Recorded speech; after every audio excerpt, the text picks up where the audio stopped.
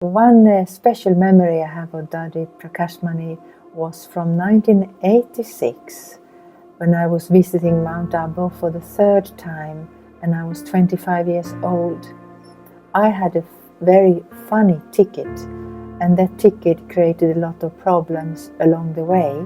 And so I got stuck in Germany a few days, I got stuck in Bombay a few days, I got stuck in Ahmedabad. And before I reached Mount Abu, many days had already gone.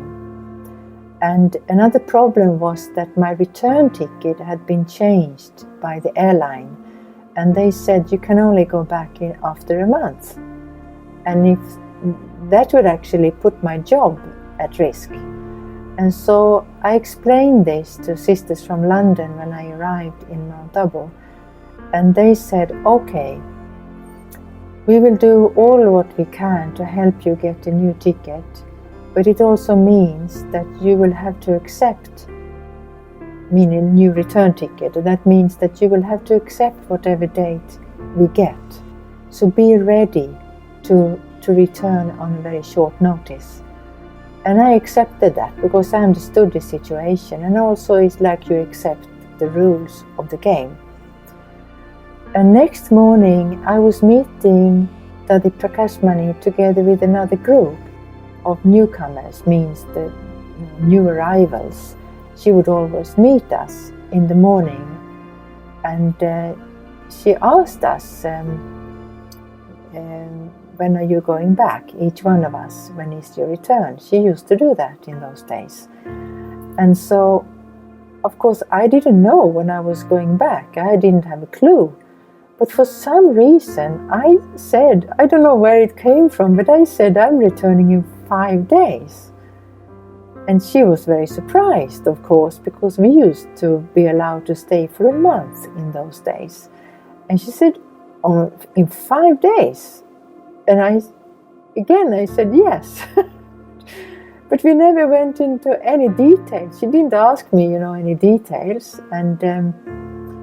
And I knew the sisters were working for me, so that was all that happened between us. And then as the days passed, I was living very much in the present, and I was taking an immense amount of benefit, being so aware of the precious moments. And on the 5th day, I was sitting in the class, and suddenly I feel somebody knock at my shoulder, and I knew that, okay, it's time to go back. And that was true, so that the sister who met me said that, we found a ticket for you, you have to leave this afternoon, and a brother will meet you in the courtyard of Panda Bhavan and be there at 4 o'clock. So I immediately went back to my room, I fixed everything I need to do practically, had my lunch, all of that, and then at 4 o'clock I was standing in the courtyard of Panda Bhavan, which was absolutely empty and absolutely silent, because everyone was having their siesta. So this was resting time. And what happened then was, out of I don't know where, from nowhere, suddenly Dadi Kumarka, means Dadi Prakashmani, she approaches me, she comes up to me and gives me a hug. And then she leaves again. And we didn't say anything. I have no memory that we said anything. It was just that a farewell hug that I suddenly got. And there was no one else. It was just her and me. And then she was gone. And I remember that I felt I had still a roller coaster travel on my way back. Same stories, so many problems. But I reached back. And but I felt completely protected. I had no worries at all. And I connected that with, this sense of being protected, also connected with her care.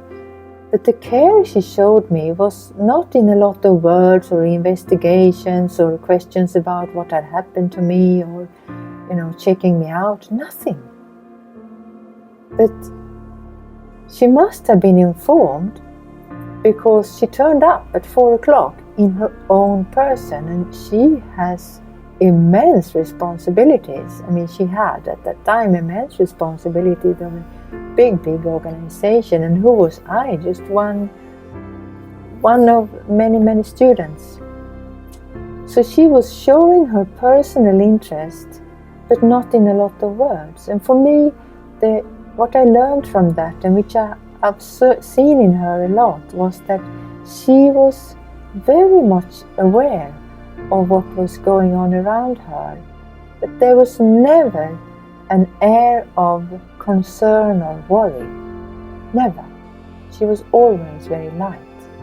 But at the same time, as she was known for being so light, she was also keeping herself informed, but never with a sense of control. And many leaders are controlling because feeling responsible.